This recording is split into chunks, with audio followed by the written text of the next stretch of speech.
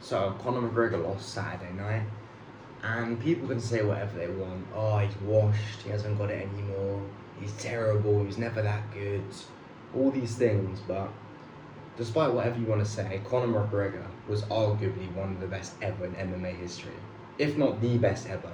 The first ever two-time world champion, something like that. I don't know too much about MMA and UFC, but I believe he was the first two-time world champion in UFC history. But yeah, I just want to talk about the lessons that I took away from this and the lessons that I'm going to implement into my life, okay? Because Conor McGregor is a warrior, okay? We've seen some performances with him where he's been at top form, in flow state, arguably the best ever, in arguments with the best ever in MMA history, okay? And Saturday night was a prime example that even warriors, even arguably the best ever, can have terrible performances, you know? And it goes without saying that it was a terrible performance, He'd probably say himself it was a terrible performance. But he's a warrior and he's arguably one of the best ever. And if he can have a terrible performance, then it relieves the pressure of you as well, because you can also have a terrible performance. You can have terrible weeks, terrible months, but as long as you're trying your best, as long as you're learning from every single loss, every single hardship, every single adversity, and looking to get better, which is literally Conor McGregor's famous quote, I either win or I learn. And he's always going to have this mindset, and I think he's going to have this mindset after this loss anyways, which I've seen from his tweets. He said he's going to be back stronger than ever. He's going to go to church, pray, train hard, and come back stronger than ever. That is the mindset of a complete warrior. So I'm adopting this and understanding that even if I have a bad week, even if I have a bad month, if I just adopt the mindset of I either win or I learn. If I go through a hardship or adversity, but I extract valuable lessons from it, that means in the future when I experience that same situation, I'm going to be so much more knowledgeable, so much more wise, so much more smarter to handle that situation, so much more equipped to handle that situation. And therefore, it won't be a problem to me anymore because I'm better, I'm more experienced, But if you go into it with a mindset of, you lose and you're butthurt and you're sad, and you're like, oh, I'm quitting, this isn't for me, then you're not going to be in the conducive mind state to learn, to take takeaways, to take information from it, to study, to then get better. So it's the mindset shift that is so important and common amongst warriors. Okay? Because adversity is the currency of success. If you can become friends with adversity, become friends with losses, become friends with doubt, become friends with anxiety, become friends with exhaustion and burnout, and you can learn from it and understand when do you perform in the best states, when do you perform in the worst states, do more of the good things, do less of the bad things, It's inevitable that you're going to get better and better and better and better. And if you keep getting better and better and better and better, it's inevitable that you get to the point where you want to be in life.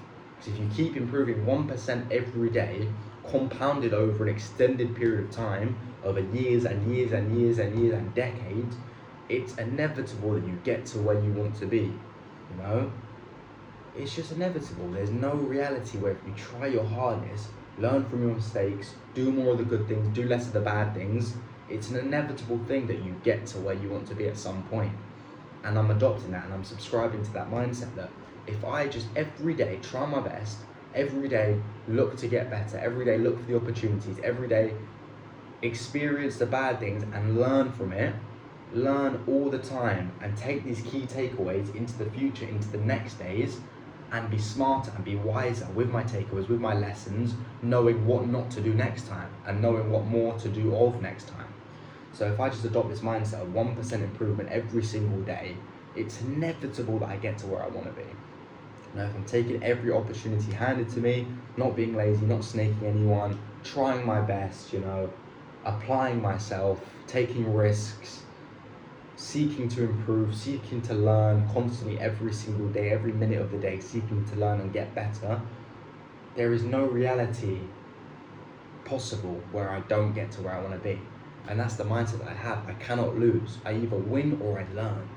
So I can lose for 1 more year, 2 more years, 3 more years, 4 more years, 5 more years, 10 more years, and I'll never give up because I know that I'm getting better. I know that it's the process that makes you the person that you want to be. It's the process that builds you into the person. It gives you the traits that you want. It gives you that wisdom. It gives you that ability to handle stress. It gives you that ability to identify opportunities, you know? The process is where all the growth happens. The process is where you become the man that you want to become. So I'm submitting to the process, understanding that this is my life now, you know, this is the process. I love it. I love the hardships. I love the failures. When hardship comes, I'm like, yes, that means I'm on the right path. That means I'm doing something right. Because roadblocks are in my way. Because 99% of people see hardship and quit at that point.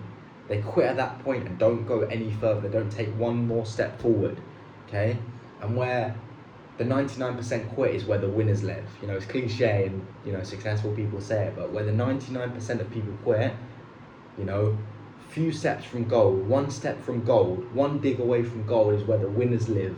The winners live where the losers quit. You know, it's cliche, but it's a quote and it makes a lot of sense. So, yeah, it's the journey. I love the journey.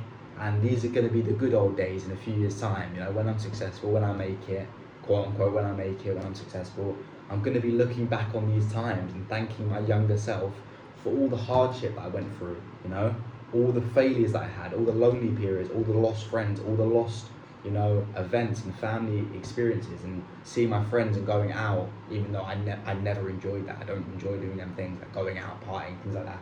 But I missed experiences with people. I lost time because I've been dedicated. I've been on the charts and locked in. So I'm going to thank my younger self in the future. I'm going to thank my younger self for all the sacrifices that I made. Many sacrifices. But it will all be worth it. 1000x. It will all be worth it. So, yeah. Moral of the story is Conor McGregor is a warrior. He's going to come back. He's going to learn from this experience. He's going to come back stronger. And he's going to take over again. I don't care how old he is. It's Conor McGregor. He can't end on a loss. It's Conor McGregor, the best ever. He changed UFC history forever. He changed the whole fighting sport forever. You know, he changed the whole thing. He is the GOAT. You know, he's iconic. So he's going to come back. He's going to end on a win. There's no way he ends on a loss. He's a warrior. He's going to learn from this experience. He's going to pray.